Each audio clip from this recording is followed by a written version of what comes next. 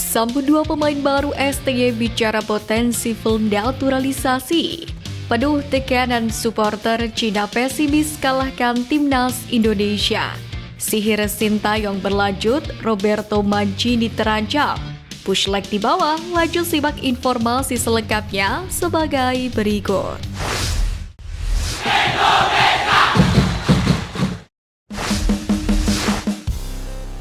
Sambut dua pemain baru STY bicara potensi full naturalisasi. Pelatih timnas Indonesia Sintayong dengan antusias menyambut selesainya proses naturalisasi dari Miss Hilgers dan Eliano Rinders. Sebagai informasi, proses naturalisasi dari kedua pemain ini sudah masuk dalam tahap pengesahan kewarganegaraan oleh DPR RI. Selanjutnya, Hilgers dan Rinders menantikan keputusan presiden atau kepres dan mengambil sumpah WNI demi mendapatkan paspor Indonesia. Tentu tiada keraguan dengan selesainya naturalisasi Miss Hilgers dan Eliano Rinders. Mereka sudah menyatu dengan pemain lainnya di timnas Indonesia, kata Sintayong. Bahkan jika proses naturalisasi Hilgers dan Eliano selesai sebelum penutupan pendaftaran pemain, maka Sintayong tak menutup kemungkinan akan memanggil keduanya.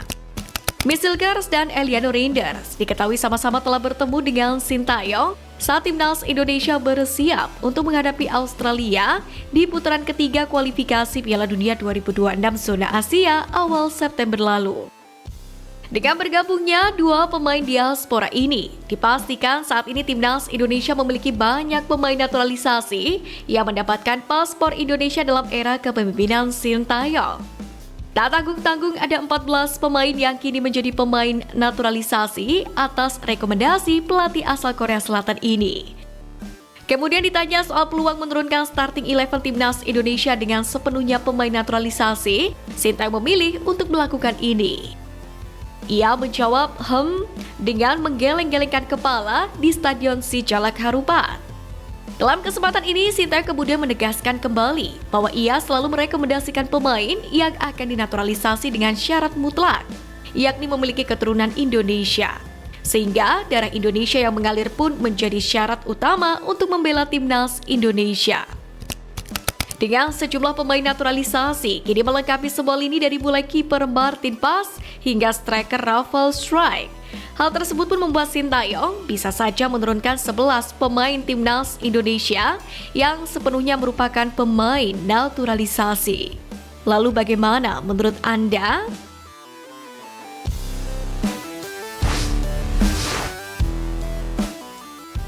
Penuh tekanan supporter Cina pesimis kalahkan timnas Indonesia. Mendengar kabar bahwa timnas Indonesia akan ketambahan dua pemain diaspora, yakni Hilgers dan Rinders, media Cina NetEase mulai khawatir. Mereka takut kesebelasan negara mereka, tim Dragons, kembali gagal meraih poin di putaran ketiga kualifikasi Piala Dunia 2026 zona Asia. Bahkan secara terbuka, artikel itu menuliskan memang sulit bagi timnas Cina untuk meraih kemenangan di kandang sendiri. Apalagi dengan modal dua pertandingan awal di putaran ketiga, timnas Indonesia dan Cina memiliki perbandingan yang mencolok, di mana skuad Garuda mampu mencuri 2 poin setelah menahan imbang tim langganan Piala Dunia seperti Arab Saudi dengan skor 1-1 dan Australia 0-0. Sedangkan Cina harus menelan 2 kekalahan memilukan dari timnas Jepang 0-7 dan Arab Saudi 1-2.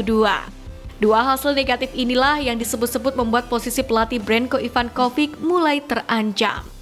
Maka dari itulah media asal Cina NetEase pesimis negaranya bisa mengalahkan timnas Indonesia. Mereka menilai skuad Garuda kini semakin kuat dengan kehadiran Eliano Rinders dan Miss Hilgers. Bahkan salah satu reporter asal Cina Cheng Hua memprediksi bahwa negaranya bisa saja kembali menelan kekalahan besar seperti saat melawan Jepang.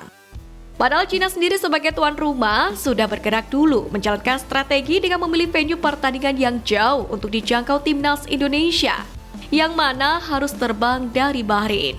Namun itu saja sepertinya tak cukup membuat publik mereka percaya diri bahwasanya timnas Cina bisa tampil baik di kandang mereka.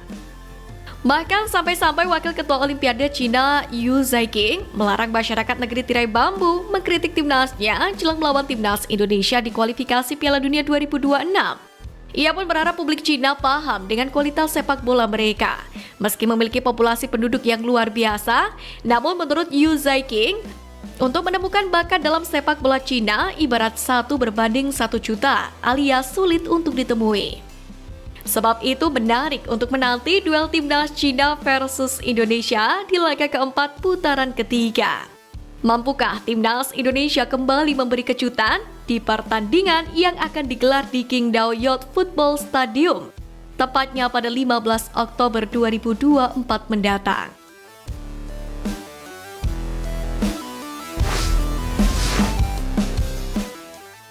Sihir Sintayong berlanjut, Roberto Mancini terancam.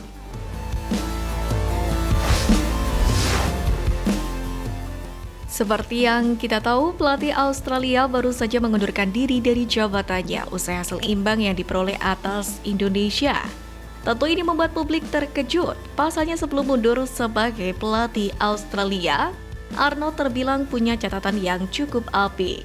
Dari 10 pertandingan terakhir sebelum ditahan imbang tanpa gol Garuda, Socceroos hanya kalah 2 kali, 1 kali imbang dan 7 kali menang, termasuk menghancurkan tim Garuda 4-0 pada 28 Januari lalu.